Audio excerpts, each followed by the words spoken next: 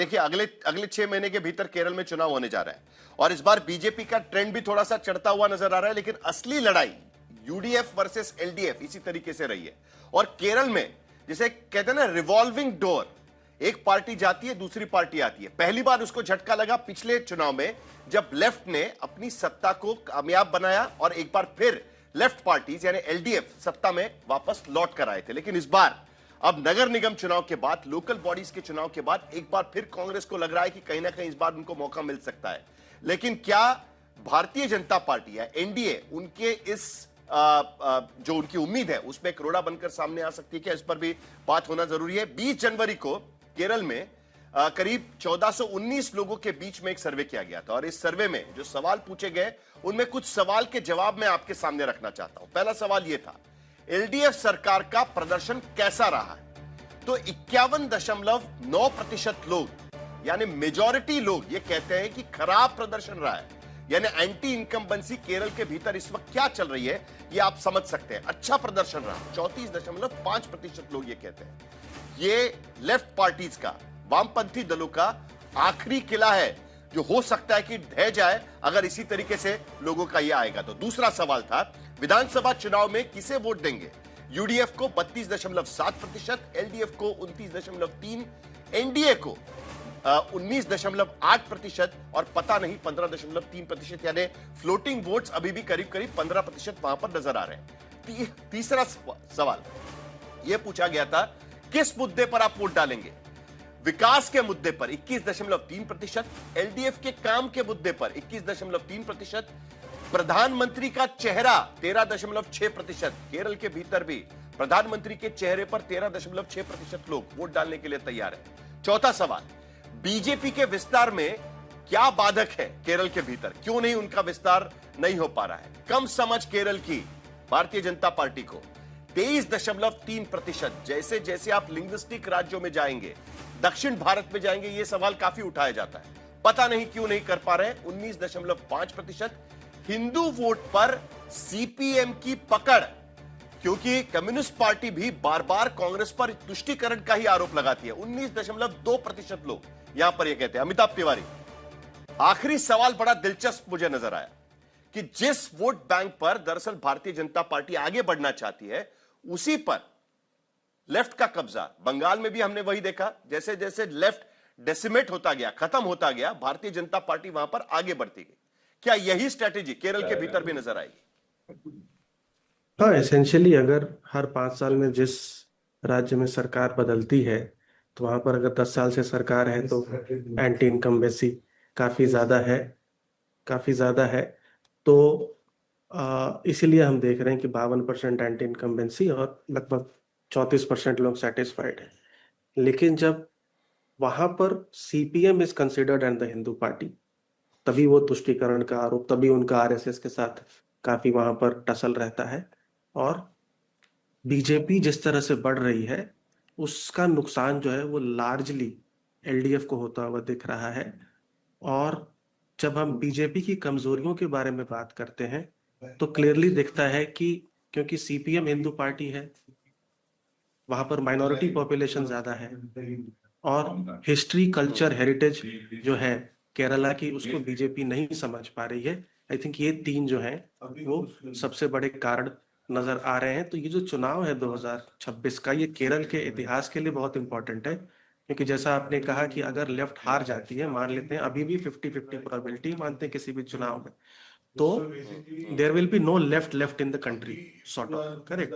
और वहां से जो है बीजेपी की उम्मीद है कि एक बार जब लेफ्ट हारी, आपको ध्यान है 2011 में लेफ्ट हारी वेस्ट बंगाल, और 10 सालों के अंदर 2021 में वेस्ट बंगाल में उसके 0 सीट्स हो गई, 0 खत्म हो गई, जो पूरी खत्म हो गई, और वो पूरा का पूरा बीजेपी ने कैप्चर कर लिया उनका जो डिक्लाइन। तो यही स्ट्रैटेजी बीजेपी की है और 2026 का चुनाव उस हिसाब से बहुत महत्वपूर्ण रहने वाला है केरल के पॉलिटिकल लैंडस्केप को डिफाइन करने के लिए। अमिताभ तिवारी, और एक सवाल को लेकर मुझे आपके पास आना है, लेकिन संदीप शास्त्री, क्या ये बात सही मानी जाएगी? क्योंकि बार बार सर्वे में यह नजर आता है और भारतीय जनता पार्टी की कोशिश लगातार रही है, राष्ट्रीय स्वयंसेवक संघ भी केरल के भीतर, तमिलनाडु के भीतर काफी काम करने की कोशिश कर रहे हैं, उनके कई प्रचारक वहां से आते हैं, लेकिन उसके बावजूद पार्टी वहां पर कभी बढ़ नहीं पाई। जब भी हिंदी बेल्ट के बाहर जाकर बीजेपी काम करने की कोशिश करती है, तब उनके सामने चैलेंजेस खड़े होते हैं। और खास करके उन भाषाओं में, जैसे मलयालम हो या तमिल भाषा, उन राज्यों में जाकर कोशिश करती है, तब काफी चैलेंजेस होते हैं। ये चैलेंज उसी तरीके से देखा जाए, क्योंकि बार बार केरल की कम समझ, ये भी सबसे ज्यादा लोग समझते हैं कि नहीं भाई, हमारे स्टेट की समझ थोड़ी कम है। हिंदी का मुद्दा निकलता है, कर्नाटक में उसका विरोध होता है, तमिलनाडु में विरोध होता है, आंध्र प्रदेश में विरोध होता है, केरल में विरोध होता है, महाराष्ट्र में विरोध होता है, इसी मुद्दे को लेकर।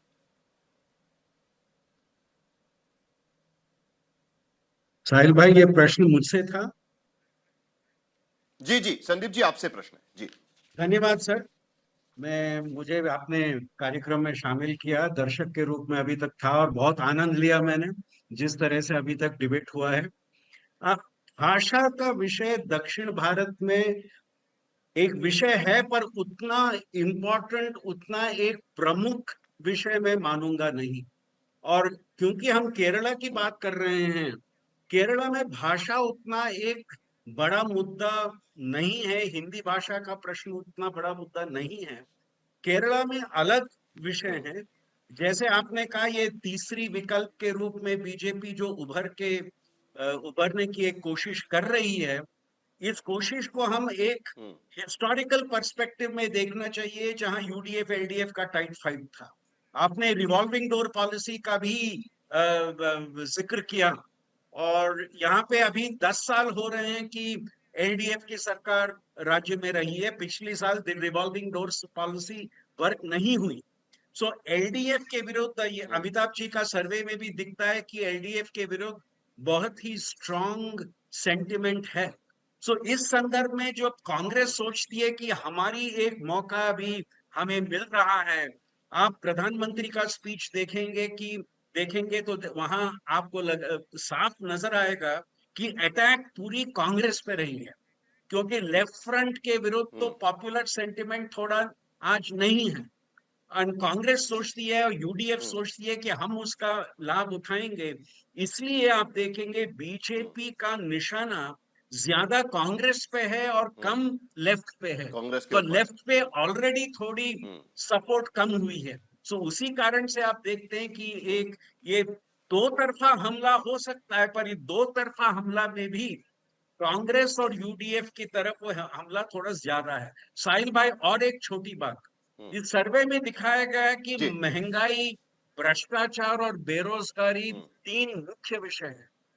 अमिताभ जी ये सपोर्ट करेंगे कि पूरे देश में पिछले 25 सालों में जब भी कोई सर्वे किया गया, ये 3 विषय 4 विषयों में से सबसे ऊपर रहे, हमेशा आगे रहते हैं।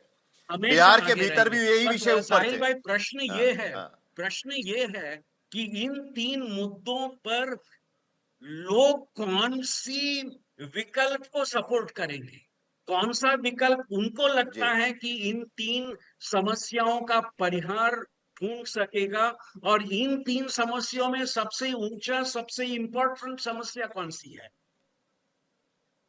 जी अमिताभ तिवारी, जल्दी से मुझे आखिर में आपसे कमेंट चाहिए। पीएम का चेहरा, इस पर भी लोग काफी बात कर रहे हैं, क्या सचमुच में ये काम आएगा केरल के भीतर? देखिए, क्या है कि लीडरशिप किसी भी चुनाव में बहुत इंपॉर्टेंट फैक्टर होता है। लगभग 1/3 लोग लीडरशिप, 1/3 पार्टी सिंबल और 1/3 कैंडिडेट के ऊपर वोट करते हैं। आज केरल में जो लीडरशिप है बीजेपी के पास, राजीव चंद्रशेखर की हो, के सुरेंद्रन जी की हो, और जो और लीडर्स हैं, उनका कंबाइंड माइट जो है वो एक पिनरी विजयन या वीडी सतीशन से कम है। तो भाजपा का सपोर्टर प्राइम मिनिस्टर मोदी को एक तरह से सुपर सीएम की तरह देखता है अगर पार्टी जीतेगी। यही बात कहीं ना कहीं पश्चिम बंगाल के भीतर भी देखी गई थी कि क्या उस राज्य से भारतीय जनता पार्टी कोई नेता खड़ा कर पाएगी, और केरल के भीतर भी कहीं ना कहीं यह सवाल उठा है। लेकिन फिलहाल भारतीय जनता पार्टी के निशाने पर यूडीएफ यानी कांग्रेस पार्टी, और खास करके मुस्लिम माओवादी कांग्रेस कहकर उनको निशाना बनाया जाए।